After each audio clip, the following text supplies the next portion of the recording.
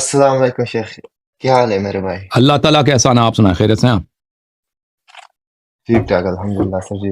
سر جی ایک thank you sir. Request ہے آپ سے، پھر چند جی سوالات ہیں. کچھ سوالوں کے تھوڑے سے ڈیٹیل دے دیجیے گا، پھر دوسرے سوالوں کی تھینک یو. ڈیٹیل بولیں ضرورت بولیں نہیں ہے، جس یا نام جواب.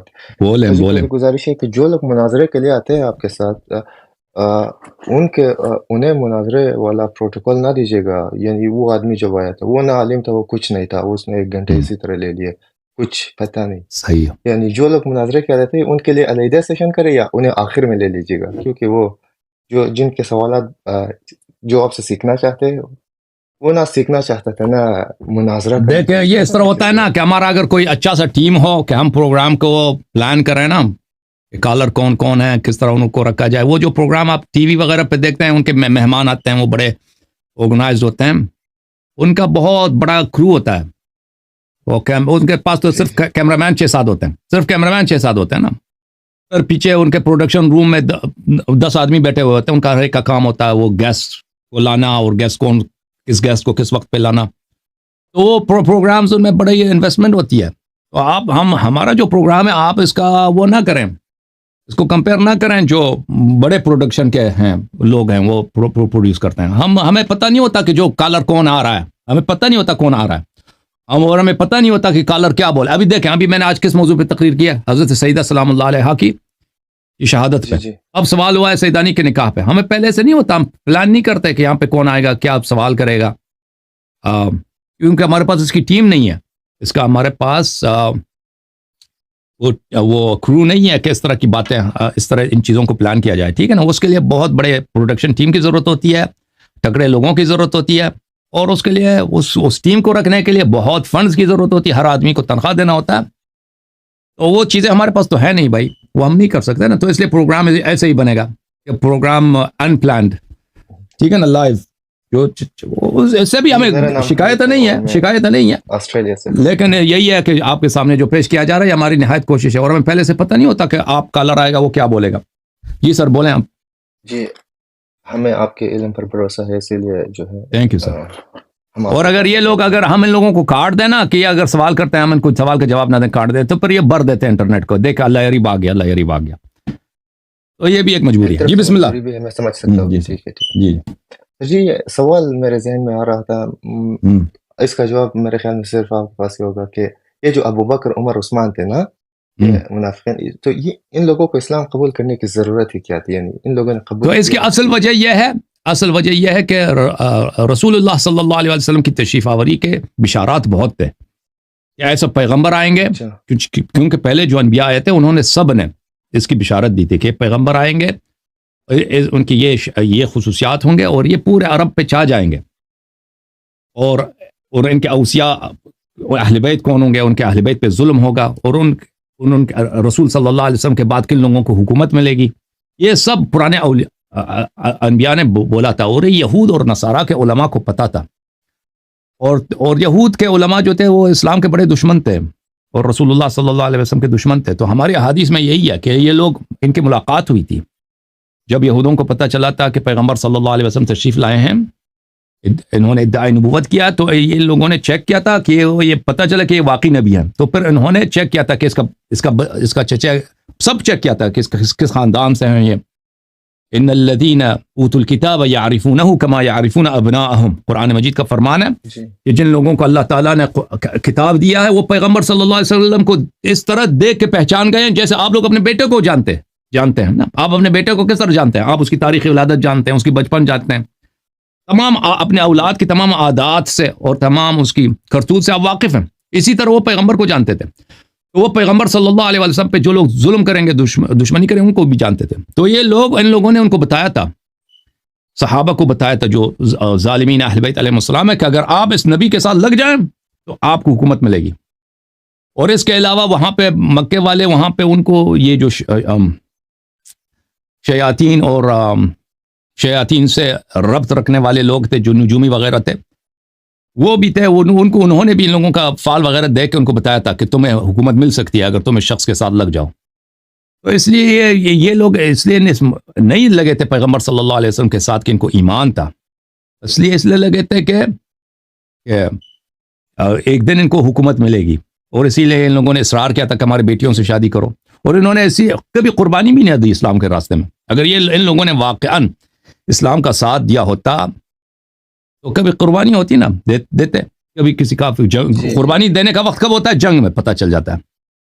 جنگ میں، کیونکہ جنگ میں آگے سے مرنے کا خطرہ ہوتا ہے نا، کیونکہ انسان جب سامنے سے لشکر آ رہا ہوتا ہے، اس کے بہادر سپاہی آتے ہیں سامنے، ہیرو آتے ہیں سامنے، وہ جنگجو آتے ہیں سامنے تلواروں سے لیس، اور وہ ایک ہی وار میں آپ کا سر قلم کر سکتے ہیں یا آپ اس کو قلم کر دیں گے. تو وہ بڑا امتحان کا لمحہ ہے، وہ بہت امتحان. جو شخص اللہ پہ ایمان رکھتا ہے، وہ واقعاً دل سے رسول اللہ صلی اللہ علیہ وسلم سے محبت کرتا ہے، وہ آگے بڑھتا ہے. پھر اس وقت تلوار ہاتھ میں کہے گا کہ بھائی اگر میں نے قتل کیا کافر کو تو ثواب ہے، اگر اور میں شہید ہو گیا تو یہ تو عزت کی بات ہے، میں تو جنت جاؤں گا. قرآن مجید کا فرمان ہے، بسم اللہ الرحمن الرحیم، ما کان اللہ لیذر المؤمنین علی ما انتم علیہ حتی یمیز الخبیث من الطیب، کہ میں آپ کو اس طرح نہیں چھوڑوں گا، کیونکہ منافق اور مسلم کا پتہ نہیں چلتا. کیونکہ منافق بھی کہتے ہیں کہ وہ تو داڑھی وغیرہ، نماز جماعت، وہ سب سے آگے آ کے وہ نعرہ بازی کرتے ہیں. کیونکہ ابھی آپ ہمارے مساجد میں جائیں نا، شیعوں کے منبرگاہوں میں، وہ تو سبھی بھائی آپ دیکھیں کہ سبھی وہ لوگ جو ہیں ادھر مسجد میں آ کے نماز پڑھتے ہیں، مسجد میں جب آتے ہیں سبھی باتقوا بن جاتے ہیں. لیکن واقعاً باتقوا کون ہے؟ وہ تو اللہ کو معلوم ہے. تو اللہ تعالیٰ کا فرمان ہے کہ اسلام میں خبیث اور طیب میں فرق کر دوں گا، میں بتا دوں گا کہ خبیث کون ہے، طیب کون ہے. اور اس کو کس طرح بتاؤں گا؟ یہ سورہ آل عمران کی آیات ہے، یہ جہاد غزوہ احد کے موقع پہ نازل ہوا ہے کہ یہ ہم جہاد کے ذریعے سے، جہاد میں پتہ چلے گا کہ منافق کون ہے اور مسلم کون ہے. تو یہ تو بلا شک و بلا ریب ہے کہ کون صحابہ بھاگے تھے مختلف جنگوں میں، اور کبھی ان کا اب بار بار ہم کہتے ہیں کہ بھئی تم دکھاؤ ابو بکر عمر عثمان کا کوئی جہاد میں دکھاؤ کہ انہوں نے کسی کافر کے جنگ میں گئے ہوں، اس کے منہ سے اس کے ناک سے خون نکالا ہو ان لوگوں نے، یا وار کیا ہو. کبھی نہیں. ان کا فرار تو ثابت ہے ہر جنگ میں، بالکل، احد میں، حنین میں، خیبر میں، ہر جگہ بھاگ جاؤ. تو اگر یہ واقعاً ایمان ہوتا ہے ان لوگوں کا، یہ مومن ہوتے تو یہ کبھی جنگوں سے فرار نہ کرتے.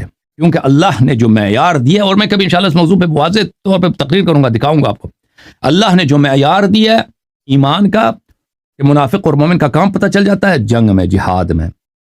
جہاد میں منافق جو ہے وہ پشت کر لیتا ہے، بھاگ جاتا ہے، اور مومن کھڑا رہتا ہے، قربانی دینے کو تیار ہوتا ہے. جی بولیں. جی. عورت جب شادی کرتی ہے اور دوسرے گھر میں چلی جاتی ہے نا، تو آج کے دور میں تو وہ اپنے باپ کا نام چینج کرتی ہے، اپنے فیملی نیم کو. یہ کوئی حرام نہیں ہے. تو یہ حرام ہے نا؟ نہیں ہے. میں نے انجینئر محمد علی مرزا سے سنا تھا، اس نے ایک حدیث پڑھی تھی اپنے کتاب سے کہ اس کی بہت بڑی مذمت ہے جس نے اپنے باپ کا نام چینج کیا، یا نہ جس نے نہیں. اگر کوئی اپنا نسب چینج کرے نا، وہ یہ ہے کہ آپ کہے میں اپنے کہے کہ میں اپنے باپ کا اولاد نہیں ہوں. عورت جب اپنا نیم چینج کرتا ہے نا، وہ لاسٹ نیم چینج کرتی ہے.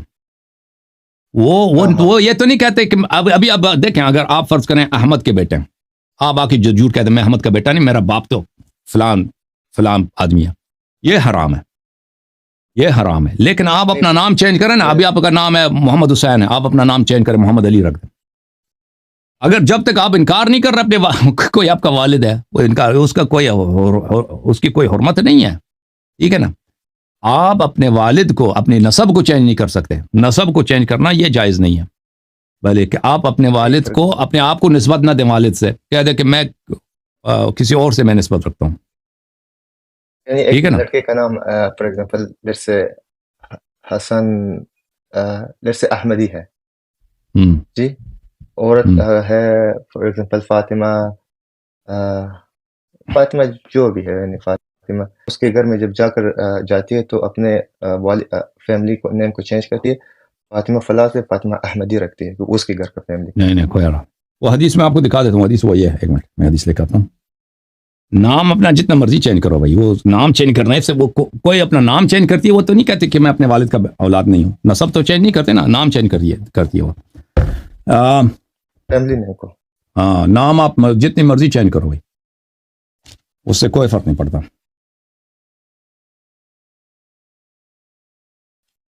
یہ ہے کتاب شریف الفروع من الکافی، جلد نمبر 7 ہے، صفحہ نمبر 275 275. یہ حدیث ہے بھلے رسول اللہ صلی اللہ علیہ وآلہ امام جعفر صادق علیہ السلام نے فرمایا کہ یہ رسول پاک صلی اللہ علیہ وآلہ وسلم کے تلوار کے پوش میں تھا. یہ بہت سارے جملے وہاں پہ ہیں. اس میں یہ ہے ومن ادعا الی غیر موالی فعلیہ لعنت اللہ ومن ادعا الی غیر ابیہ فهو کافر. جو اپنے والد کے علاوہ کسی اور کو نسبت دے کہ میں اس کا بیٹا ہوں, ٹھیک ہے نا, اب اپنا نسب چینج کریں, کہتے ہیں ابھی آپ کا والد صاحب فلانی ہے, سب لوگ جانتے ہیں آپ اس کے بیٹا. ہم کہتے ہیں نہیں جی میں فلاں بادشاہ کا بیٹا ہوں, یا فلاں وزیر کا بیٹا ہوں, یا فلاں شخص کا بیٹا ہوں. یہ حرام ہے, ٹھیک ہے نا. نام چینج کرنا, جو شخص اپنا نام چینج کرتا ہے لاسٹ نیم, وہ تو یہ تو نہیں کہتا کہ میں کسی کا بیٹا نہیں ہوں. اوکے جی ام حبیبہ بھی جو ہے شیعہ مذہب میں مقدس ہے نہیں؟ نہیں, وہ ابو سفیان کی بیٹی ہے, اس کی کوئی تعریف نہیں ہے ہمارے کتب میں, بلکہ وہ ملعونہ ہے. بلکہ ہمارے روایات میں ہے کہ امام جعفر صادق علیہ السلام اس کو لعنت کرتے تھے. ام حبیبہ کو. اور آخری سوال سر جی, میں آپ سے وقت دوں گا. میں نے بہت دیر سے مجھے یہی یاد روزہ پڑتا رکھنا شروع کیا تھی. جو ہے میں نے یعنی بہت دیر سے روزہ رکھنا شروع کر دیا, کیونکہ پرانے جب ہم چھوٹے تھے ہمیں نماز روزے دین کا کچھ پتہ ہی نہیں تھا, یعنی دین کو سمجھتے ہی کچھ نہیں تھے. یعنی بعد میں اللہ نے الحمدللہ ہدایت دی. تو ان روزوں کا کیا کریں ہم؟ وہ آپ کو دوبارہ سب قضا اور اس کا کفارہ بھی رکھنا ہوگا. ہر دن کا 60 دن کفارہ, یا 60 دن کفارہ نہیں دے سکتے, 7 فقیر کو کھانا دینا ہوگا. اگر وہ بھی نہیں کر سکتے تو ایک شخص کو آزاد کرنا ہوگا. اگر وہ بھی نہیں کر سکتے تو توبہ استغفار کرنا ہوگا, ٹھیک ہے نا. جی اگر واجبات میں بھی کمی رہ جائے, یعنی انسان گناہ کرتا ہے, تو اہل بیت علیہ السلام کی شفاعت ہے, اللہ کی رحمت بھی ہے. ہاں, اگر پچھتا جاتا ہے, توبہ کر لیتا ہے تو توبہ کرتا ہے, کفارہ ادا کرتا ہے, تو پھر وہ اگر نہیں کر سکتا, کفارہ اس کے لیے سخت ہے, تو پھر استغفار کرے. لا یکلف اللہ نفسا الا وسعها, لیکن جہاں تک کر سکتا ہے وہ اپنا کفارہ ادا کرے, اور اس کے بعد نہیں کر سکتا تو استغفار کرے, اللہ تعالیٰ معاف کر دیتا ہے. یہاں پہ سر جی فجر کا ٹائم 5 بجے شروع ہوتا ہے, اور رات کو جو ہے 9 بجے تاریکی ہو جاتی ہے. یعنی 5 بجے سے لے کر 9 بجے تک روزہ رکھنا 60 دن, یہ تو بہت مشکل ہے. یعنی میں نے ایک بار رکھا تھا, 2 بار کوشش کی تھی. ایک بار تو پھر 60 ہر دن کے لیے 60 فقیر کو کھانا دینا ہوگا. پیسے بھی ضروری, پیسے بھی دے سکتے یا صرف نہیں پیسے نہیں دے سکتے, کھانا دینا ہوگا. آپ یہ کر سکتے ہیں کہ کسی کو وکیل بنا دیں, اس فقیر کو خود وکیل بنا دینا, کسی کو وکیل بنا دیں کہ اس کے لیے روٹی یا 60 آدمی کے لیے روٹی یا چاول کچھ دے دے, لیکن وہی دینا ہوگا. میں جوان ہوں, میں کوشش کروں گا کہ کر سکوں, اگر نہ کر سکوں تو اللہ بہتر. ٹھیک ہے, thank you so much sir. Thank you sir, خدا حافظ, اللہ آپ کو جزائے خیر. خدا حافظ.